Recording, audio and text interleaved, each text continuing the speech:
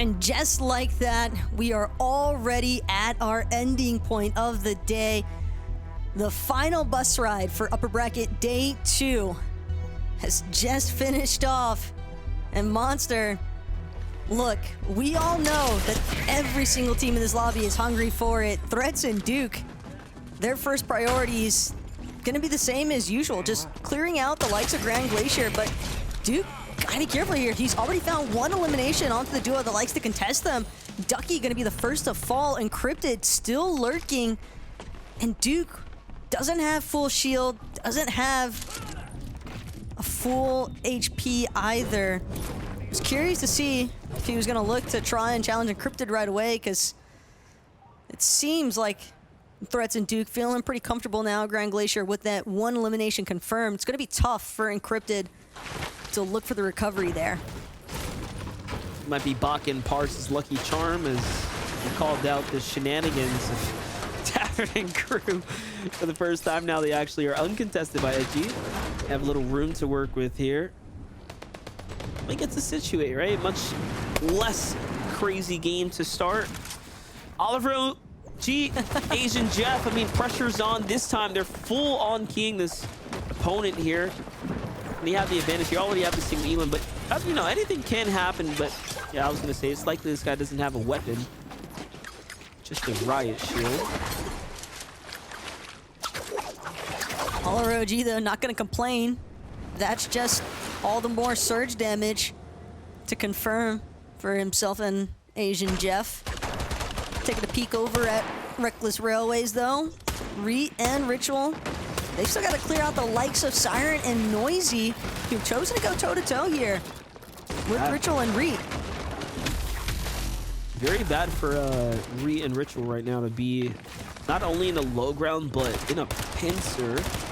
Unless they just full commit and jump into Siren. I mean, I can't see this going too well. Wow, what just happened? No, Noisy let his guard down, and he gave up the advantage. I was just talking about, like, it's not good that they're getting, like, basically sandwiched. He gives up the sandwich and then gets sandwiched by Reet. Well, that's what happens when you give Reet too much time to think about the situation. He's found the solution. And Ritual waste no time helping Reet capitalize on that second elimination. Now Reet and Ritual truly full control of Reckless Railways. Just gonna wait and see if that forecast tower is going to be their next opportunity of attack. Have to expect that there's going to be other teams also looking to try and contest where those forecast towers choose to spawn this game. As Edgy and Tavern, you mentioned, they didn't look for the 50-50 immediately with Baka and Pars, and seemingly it's worked out significantly better for them because they've finally got a chance to truly and play out this early game. Don't want to speak too soon though, because of the likes of Sigma lurking overhead here at Classic Courts. There's Edgy, a fight over there though. They are stuck in that engagement. Yeah, that will buy Edgy and Tavern a little bit of time to get some farm online. Yep, they're going to be able to take all this extra loot, which normally the Classic Courts is, like you said, you win the fight, you kind of have all the time to then catch up, but before they know it, everything's going to be gone, or they're going to have Edgy and Tavern literally ambushing them and set up, take the fight, clean up the scraps. There's probably nothing worse though than finishing an engagement on one side of a POI. You go to the other end and you're like, how the heck was this already looted? But again, that's going to be entirely at Edgy and Tavern's discretion whether or not they choose to dip their feet into that little bit of a skirmish that started to break out at Classic Courts. Continuing on, Duke Threats finally getting into the vault here now at Grand Glacier.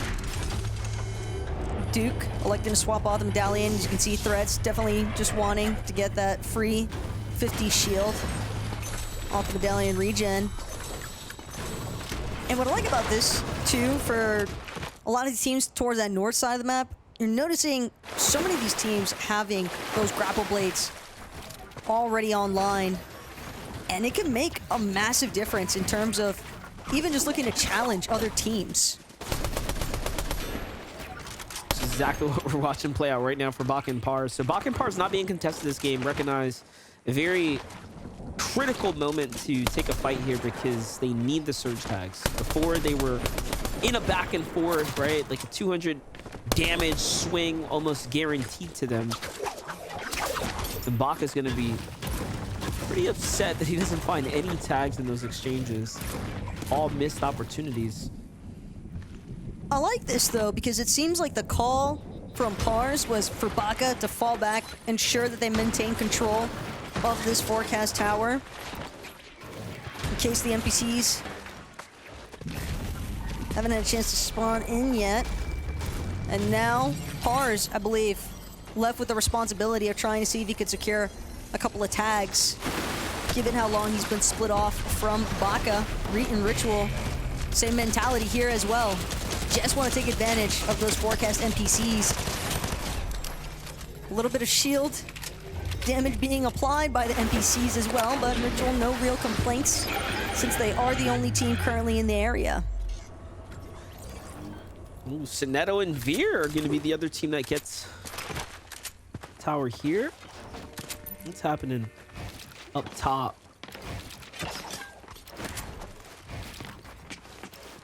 It is surprising, though, to see a little bit of a lack of contest even over the forecast towers.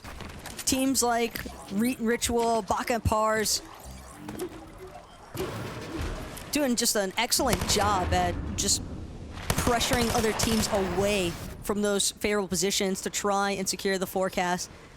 Visuals and Braids, though, sneaky as ever. Epic clicks, 3, 2, 1 countdown. You can feel it building up, and Epic gonna immediately be brought down so low. Visuals instantly wanting to pressure, sees the white damage coming out, likely callouts from Braids. But Visuals, Braids, they want to be careful. They don't want to split too far from each other. They know another duo is in the area. Epic still on the retreat, trying to see if Clicks can buy him some space, but Day and Redux on the other side of Clicks and Epic. This is looking like a tough spot for Clicks and Epic to stick it out in. And in fact, Visual is going to find the first knock onto Clicks. So much damage being applied to these builds. The Ranger pistol is just too much of a fire rate pressure for Epic to keep up. Yeah, and Clicks did the right thing, jumping into the line of fire, essentially, for Epic Whale, his injured teammate. He had the little bit of, extra HP lead. He did everything he was supposed to do. But not much you could do there when, you have a team like this with this type of arsenal in hand, pushing through your builds, and also just the explosive damage to be able to cut him off and catch that extra kind of opener. And there it is. This is how he ends up finishing off Epic Whale from the other angle. So just like that, they were in, what was that, 12th place, 13th place? 12th place. Could be cutting it a little bit tight here, MDF. Yeah, in terms can of, they hold top 20? That's the thing. Man. You would think that 12th, relatively safe, but it's just close enough. Very, very close. Well, we're going to be holding our breaths for Clicks and Epic Whale. Let's see if they end up having enough. Roughly 138 points is about as far as they were able to push their 5-game run. It's going to be super close. Clips alongside Puffy. Both having grab blades in tow, so what they really need right now is to just find some shields more than anything else. They've got a decent amount of ammo to work with, but when you don't have shields, you can't really be taking up box fight engagements. You've got to more so try to work with an element of surprise or just some insane mechanics. But Kanata and Agers, a team that's looking to put that on display for us. Immediate chop onto Visual and Braids' build, although they were already repositioning. But now Kanata, Agers continuing to try and swarm around Braids and Visuals. Kanata doing what he can to forcibly split this duo even. Yeah, you can just see the difference in Kanata's style of approach here. He's just fast, cutting them off, swarming around in circular motions here. Ager's going to be the first to take some big damage now. Kanata closing in. They don't get damaged soon, though. This might swing out of their favor right now. Take a look at the control there. Beautifully done there. 30-piece, holds him back, backs it up. It's just perfect spacing, excellent awareness. breaking the weak builds here, and finally now they get a counter shot in. Agers also gets hurt. They're gonna have to fizz up together. It's good damage for both sides, Braids and Visuals. I'm surprised they hold it down as effective as they were able to. But look, you can see that. Yeah, they're like, these guys are just different. They don't even need to know what team this is. They just know this is a top tier duo. We need to get out of here. Hey, but they got a solid damage exchange for their effort, so that hustle definitely doesn't go unnoticed there for Visuals and Braids. Certainly some nice tags online for that surge damage threshold. Cold and Acorn by the Reckless Railways, crash padding just a little bit forward, getting some good distance off of that crash pad. And Cold trying to farm out some brick here, immediately gets spotted out by another team hanging out on the hill, and that's the dangerous part about trying to farm when you're right next to these hills. Have to imagine teams just trying to take advantage, boxing up on the natural elevation. It's the best way to get oversight in terms of where all your opponents are at and see where you can try and get some tags online. Cold and Acorn are going to be very careful, not only with how fast they're rotating, but how quickly they're just jumping into random bushes without checking them. It's certainly a way to live. A lot of trust they're putting in the environment right now.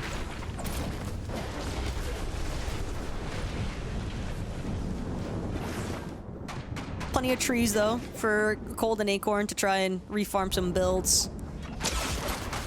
Definitely not as high up as they would like to be, as Convicts shields nearly full crack there on the rotate to follow up behind Vanillas. Vanillas lost their shields entirely, depending on where they had them to start, but looks like the leftovers of a cache is what Convict and Vanilla stumbled upon. Whether or not that was their original cache, they might have just regrouped back at, but either way, could be a nice play for these two to get some much needed shield regen. Good little weapon swap out as well. And now Convict Vanilla's likely gonna have a substantially easier time looking for positioning and rotates later on. Visual and Braids continuing to fight for these Rift Islands. They've definitely found a liking to claiming them. This is the third game in a row where they've successfully managed to find a position up here. I feel like that last EMP just went completely off Rift Island. Close though. Braids and Visuals definitely not having the easiest time dealing with Suscript and Freeze. A slight shield and health advantage, and it's actually going to be Suscript and Freeze who are able to claim the capture point, so they'll reap the benefits of the immediate loot that Rift Island has to offer. But again, still plenty more to be gathered here on Rift Island. It's truly up to Suscript and Freeze if they want to get more aggressive up against the likes of Visuals and Braids.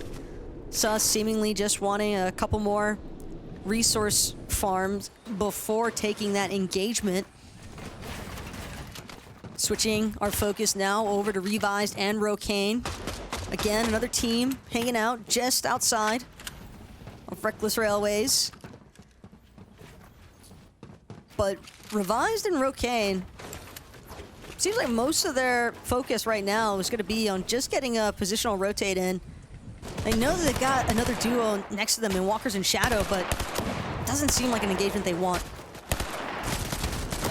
There's an Acorn now.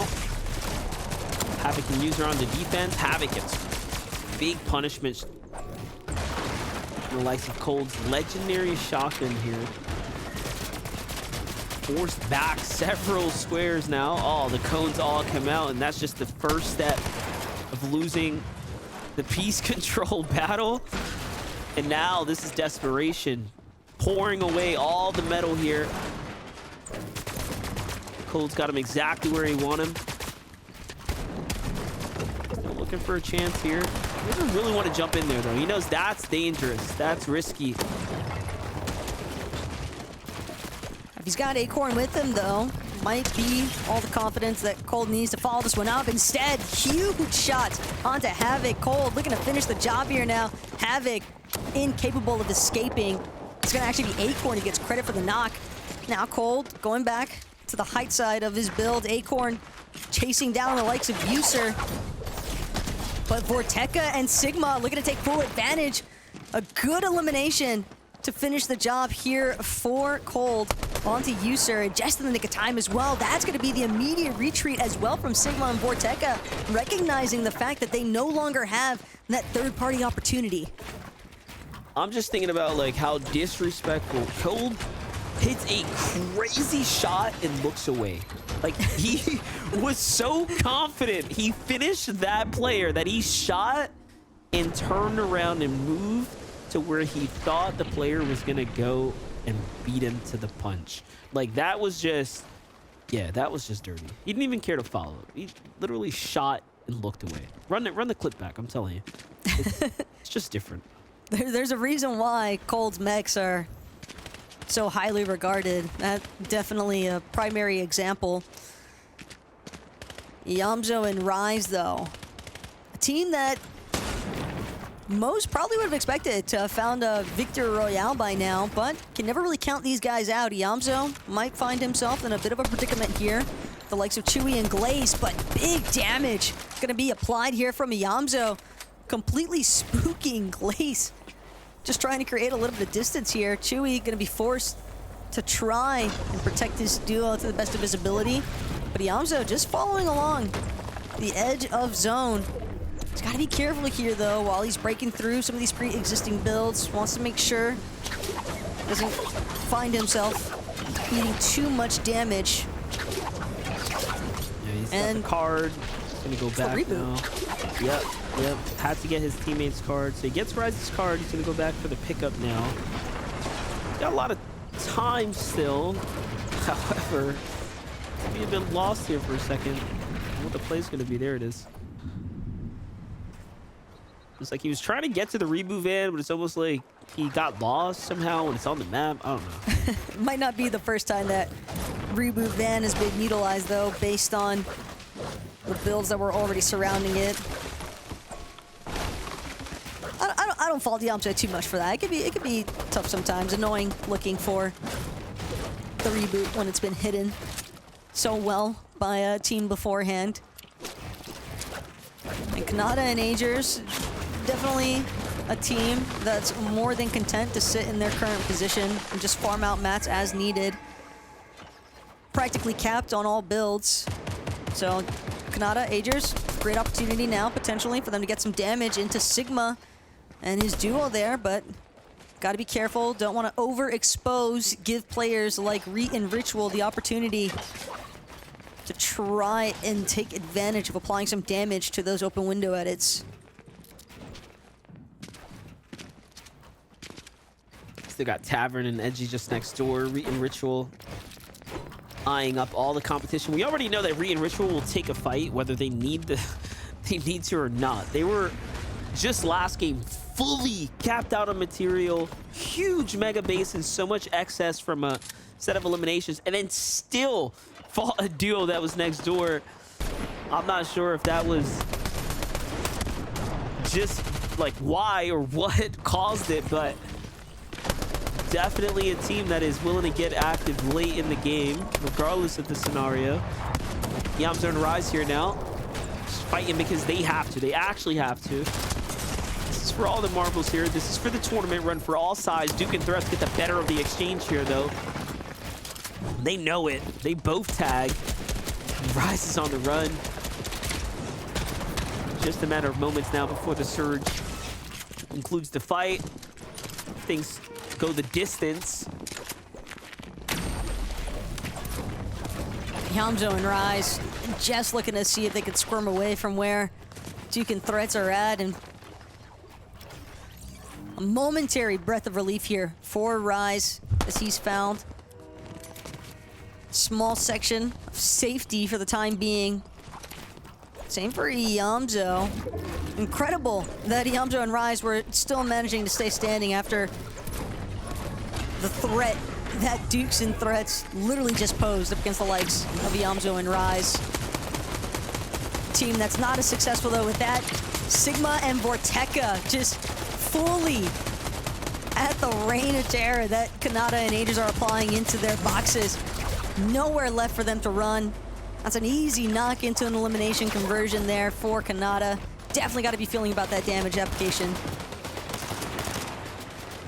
There it is. Rise Nyamzo back underneath the threshold here. As things start to update. There's players all around them though. What's the big play here? Finds the open edit, tries to jump in and get the finish. Still does a lot of damage though nonetheless. Definitely a step in the right direction. Catch a glimpse of Yamso down in the bottom right here. Downed and finished now. Right underneath him. Rise with nothing to lose jumps in. That's going to be the end of their tournament run. Back to the lobby there. Day 2 wrapped up here at the lower bracket for them. GG's. Just have to see what happens next. Baka Pars lose the entirety of their builds. Baka eating so much damage, just trying to get that grapple blade to connect forward. And these teams are punishing him for it. Everybody in the lobby lighting up to Baka in his current position, forcing him to bring out the metal builds here, just so he can have an opportunity to get his shield back online. The cost of a medkit and 2 of his shield potions is a tough price to pay. It's actually Akon and Cold who's putting that pressure, that fire on him. Back on over to Pars. Pars, who was in a much better position. It seems like his grapple blade treated him well on the rotate. But it is time to go up and over. Asian Jeff, Oliver OG, one of the few players playing Gatekeeper right now on this little bit of a sideline there. Team tries to catch Baka and Pars there. Almost as successful. Asian Jeff and Oliver OG, the late rotate pays off. They get a great spot here on the side of this mountain. Pretty much just overtook Bryson Chubbs where they were posted up, and now it's going to be Asian Jeff looking back at the rest of these players that didn't have an opportunity to move to such an ideal position. But still, Asian Jeff just barely managing to stay above that damage threshold, despite the fact that between Asian Jeff and Oliver OG, they've got 3 eliminations. Just goes to show how active this lobby has truly been so far. Yeah, look, and even though they can rotate right here, they're staying very much in position, in place. They need to find some more tags. Open wall, the edits are just hunting right now, and there they fall below. Haji's gonna be the one that gets damaged big time, and they might actually be jumping for that loot there. But no, Oliver OG content with the elimination. Now it's about positioning there. Slips on down to low ground here. Still finds a moment to breathe, finds a moment to heal. The surge back on. It's not enough just yet here. Agent Jeff caught in the rotate there too, and things are just starting to crumble right now for Oliver OG and Agent Jeff. Have they done enough to maintain a top 20 spot as the win is starting to slip away now? One just runs by Oliver, but tunnel vision on the other in front. It's Snacky who's still in this game. Oliver OG is just jumping back and forth. He looks like an absolute madman right now, trying to figure out where he needs to actually go next. Just doesn't seem like he's ever fully comfortable with the layer that he chooses to try and box up in. Ritual, though, looking to try and dominate the low ground for the time being. Still have 2 eliminations, but it's the crash pad rotate. Bound to happen soon enough here. Flowberries gonna get Reet where he needs to be for the time being. Ritual definitely doing what they can to hold on to those. Acorn and Cold, though, a story we're all too familiar with. Cold left as a solo. A good elimination there onto Sigma, though. Sigma punished for trying to aggress onto Cold. Even if he's low HP, doesn't ever mean you can ever count him out. Yeah, he's trying to read the zone right now and determine if he can even make it in. It's going to be pretty close. I think he will be able to grapple his way into the outer edge. But is it going to be close or not? Kanat and Agers play for high ground. They try to take back the narrative of this lobby, and this is where teams are going to start making mistakes. Teams are going to think that they need to play for high ground right now when they have medkits to win this game, and that will be the fatal error. but we'll see how it plays out. Ritual has a chance to do so right now as well. The name of the game at this point is coast. Keep a low profile, don't do anything reckless. But look at how low some of these players are in the layer directly underneath. Ritual doesn't have a chance, though, to see if he can try and capitalize off of some of the players that he knows are dropping all around him. Snacky still trying to maneuver the low ground. Just caught up in so much Player right there. here. Takes the med kit and finds the player. That's just clinical there from Snacky. Well-executed play, but will it be enough? Because Duke threats. They're looking to take control currently of the low ground. Doing a great job and making sure to maintain towards this front side of the zone on low. Duke now going to tear through some of these last remaining. Meds just drop right there as well. Perfect. Only one team can win. We know Kanata is still in this. We know Agers is still in this. Duke and Threats are on the low ground. Arguably the best spot to be in right now, exactly as they start to pull teams towards them. Drop them one by one. The med kits are down as well. There's 3 of them there, and they have the entire low layer, but they are out of mats. Dukes opens up the line to exit back out into the storm. Kanata comes down. He's got no win condition. Time is ticking. It might have been too late to make a move now, but he's trying to read this perfectly. He finds Mew there. Can he get the med kit? No, he cannot. Cancel it in time, but Agers steps back. He's the last to pop the meds, and this is why he has the most amount of HP. He might just have enough, but Duke will have a grapple blade as well. He's gonna come on up, and I think both teams know where one another are. Agers jumps down. Oh, he's just trying to stay alive right now. Agers hoping that he can find any sort of Not heals, enough. but it's just not good enough. And Mew from out of nowhere is going to actually secure the victory royale. We had all eyes on the Kanata, Agers, Duke, Threats. Meanwhile, Mew chilling inside of his own builds. More than happy to just get that heal off going. It's crazy how in the end it was Mew who was the player that got pushed by Kanata. You would have thought just by that simple exchange, Agers should have at least out-survived him, but he did not. And Duke came up so short. GG's. Starting to think part of the difference might have been Mew having those fresh 3 med kits. Meanwhile, Duke, Agers having to start utilizing theirs a little bit earlier on.